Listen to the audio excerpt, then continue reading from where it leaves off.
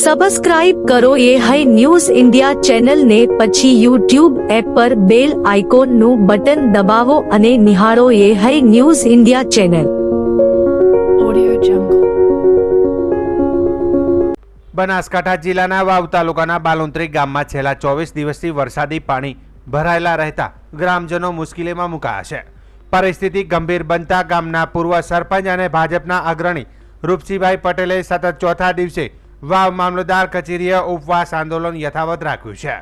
ગત રોજ રૂપસિંહભાઈ પટેલે જળ સમાધિની ચીમકી આપતા તંત્ર હરકતમાં આવ્યું હતું. તંત્રએ હિટાચી મશીનની મદદથી પાણી નીકાળવાની કામગીરી શરૂ કરી, જેના પગલે પૂર્વ સરપંચે જળ સમાધિનો નિર્ણય મુલતવી રાખ્યો હતો. જોકે રાત્રિના સમયે તેમની તબિયત લથડતા સારવાર આપવામાં આવી હતી. ગામના આગેવાનો તથા કાર્યકર્તાઓએ સમજાવ્યા બાદ રૂપસિંહભાઈ પટેલે જળ સમાધિ લેવાનો નિર્ણય પાછો ખેંચી લીધો હતો. હાલ ગામમાંથી પાણી નીકાળવાની કામગીરી સતત ચાલી રહી છે અને તંત્રએ વિશ્વાસ આપ્યો છે કે આગામી કલાકોમાં પરિસ્થિતિ કાબૂમાં આવી જશે. ગ્રામજનો પણ આશાવાદી છે કે તંત્ર ભવિષ્યમાં આવી પરિસ્થિતિ ન ઊભી થાય તે માટે જરૂરી પગલાં લેશે. આ સમગ્ર આંદોલન દરમિયાન વાવ વિધાનસભાના ધારાસભ્ય સૌરભજી ઠાકોર, એપીએમસીના ચેરમેન નાગજીભાઈ પટેલ, પૂર્વ જિલ્લા પ્રમુખ ગુમાનસિંહ ચૌહાણ, કાનજીભાઈ રાજપૂત, ભગવાનભાઈ વ્યાસ, તાલુકા ભાજપના પ્રમુખ પ્રકાશભાઈ વ્યાસ, વિપક્ષના પૂર્વ ધારાસભ્ય ગુલાબસિંહ રાજપૂત તેમજ કેપી ગઢવી સહિતના આગેવાનો આંદોલનકારીની છાવણી ખાતે પહોંચ્યા હતા અને તેમણે રૂપસિંહભાઈ પટેલે સમજાવવાનો પ્રયાસ કર્યો હતો, પરંતુ તેમણે સ્પષ્ટ કહ્યું હતું કે ગામમાંથી પાણી ન નીકળે ત્યાં સુધી તેઓ અનશન પર બેસી રહેશે. આજે ચોથો દિવસ છે, પ્રશાસન કામ કરી રહ્યું છે. મને ભાજપના નાના મોટા જે કાર્યકર્તા હતા એ પણ આવી ગયા છે, તો હું એ નથી. ભાજપ અને હું મારા વડીલો હતા, મારા બધા હતા, મોથી મોટા હતા, નાના હતા, એ હતા, તો મને આવી ગયા. શરબદી પણ આજે આવીને મળી ગયા છે.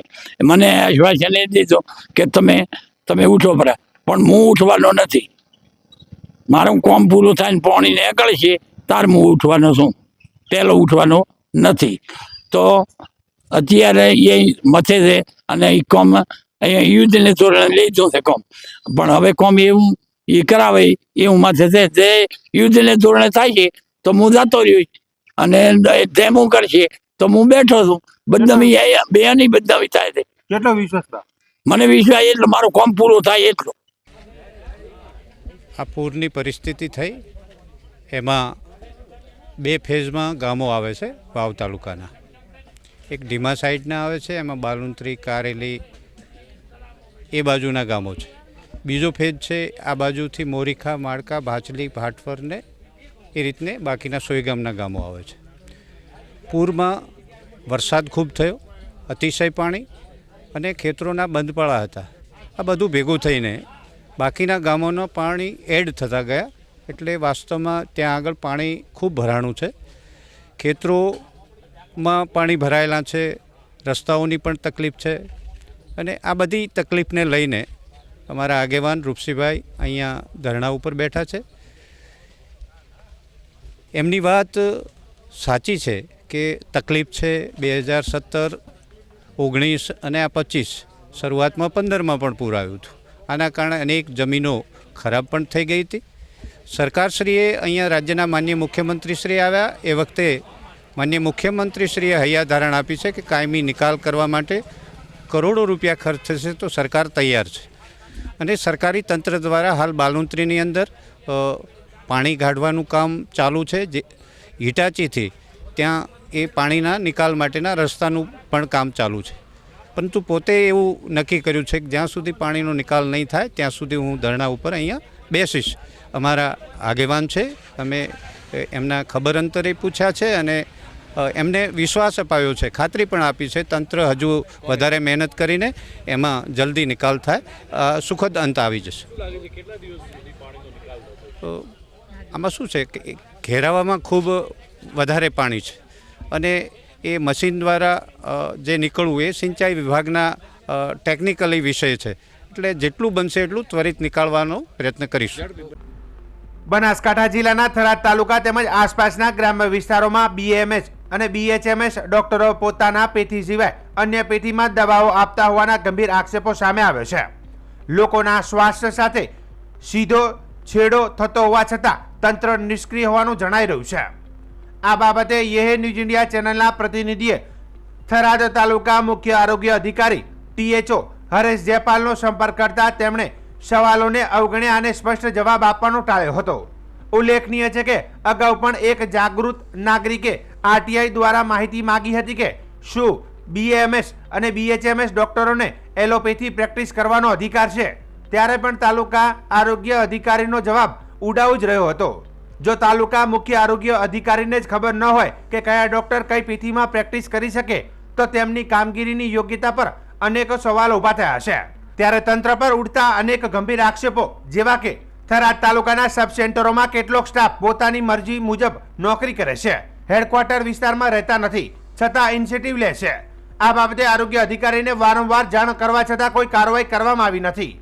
અમુક કર્મચારીઓ RBSKમાં સરકારી નોકરી કરતા હોવા છતાં પ્રાઇવેટ જગ્યાએ પ્રેક્ટિસ કરતા હોવાનું સામે આવ્યું છે. આ તમામ પરિસ્થિતિઓને કારણે સ્થાનિક લોકોમાં ભારે આક્રોશ છે. લોકોની માંગ છે કે તાલુકા મુખ્ય આરોગ્ય અધિકારી પોતાની જવાબદારી નિભાવે અને કસૂરવાર કર્મચારીઓ સામે કડક પગલાં ભરે, જેથી ગ્રામ્ય વિસ્તારોમાં આરોગ્ય સેવાની ગુણવત્તા સુધરે અને લોકોને થતો અન્યાય અટકે.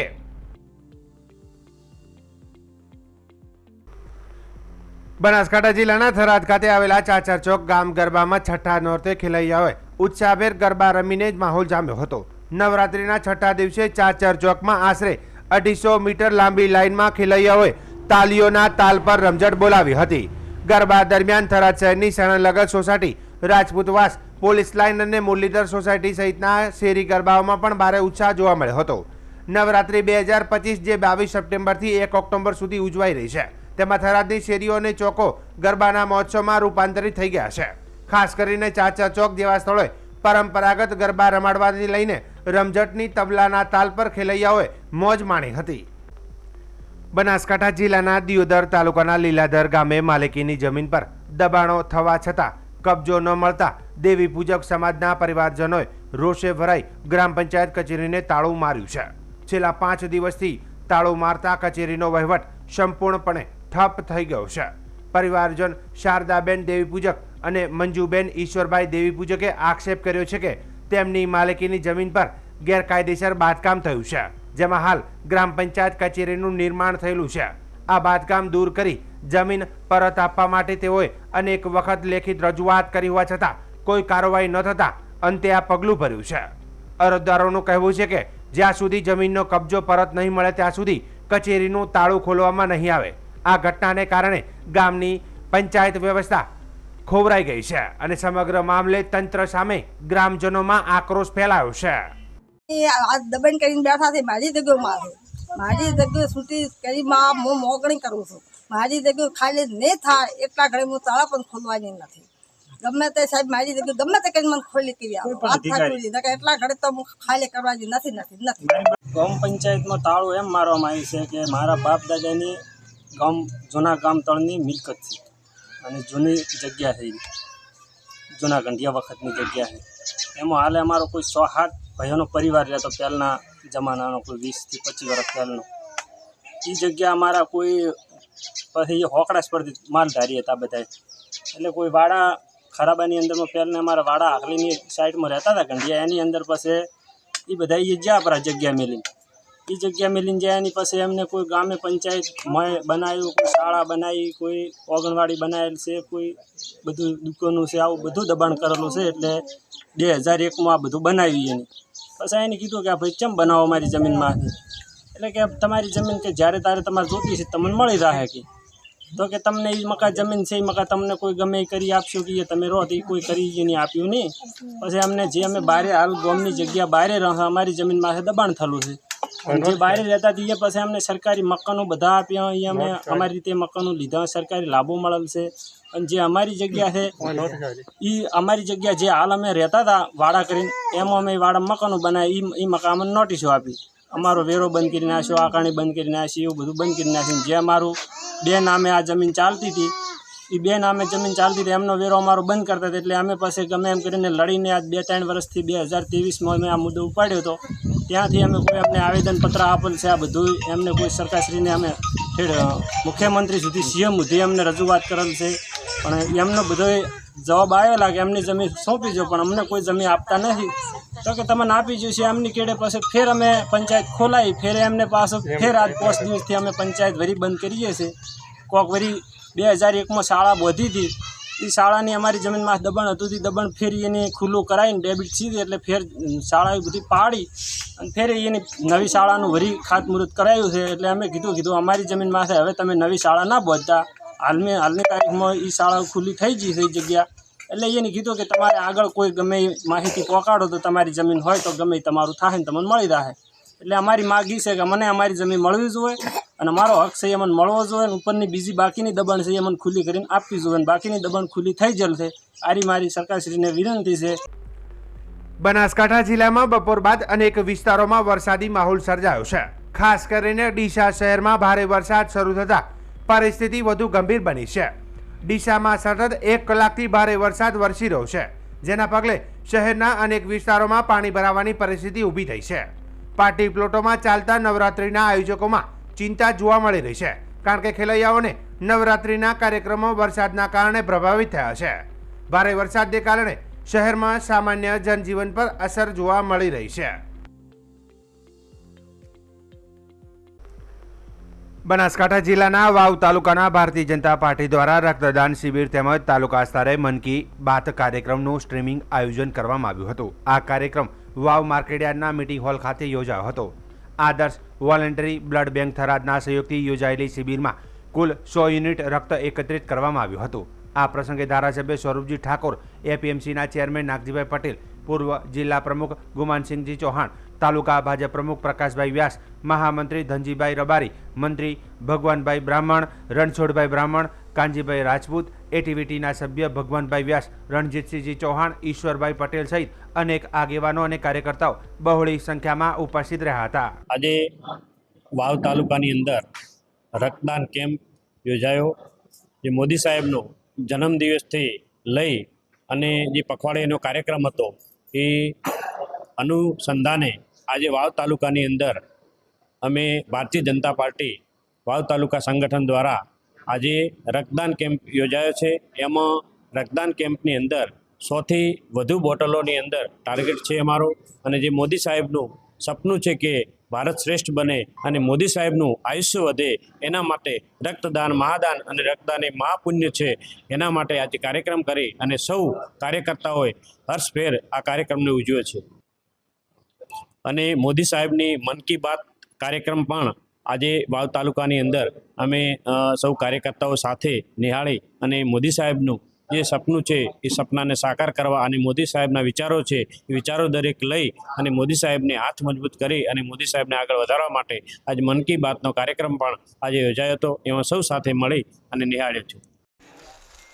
આજે વાવ તાલુકા ભારતીય જનતા પાર્ટી દ્વારા આદરણીય દેશના વડાપ્રધાન નરેન્દ્રભાઈ મોદી સાહેબના જન્મદિવસથી 2 ઓક્ટોબર સુધી એટલે ગાંધીજીના જન્મજયંતિ સુધી સેવા પખવાડિયા અંતર્ગત રક્તદાન શિબિર રાખવામાં આવ્યો હતો. અને વાવ તાલુકા ભારતીય જનતા પાર્ટી દ્વારા જે રક્તદાતાઓ હતા એમને હૃદયપૂર્વકની શુભેચ્છા પાઠવું છું. અને આજે દેશના પ્રધાનમંત્રી આદરણીય નરેન્દ્રભાઈ મોદી સાહેબનો મન કી બાતનો કાર્યક્રમ પણ અમે સૌ ધારાસભ્યશ્રી અને સૌ અગ્રણી કાર્યકર્તાઓએ અહીંયા નિહાળ્યો.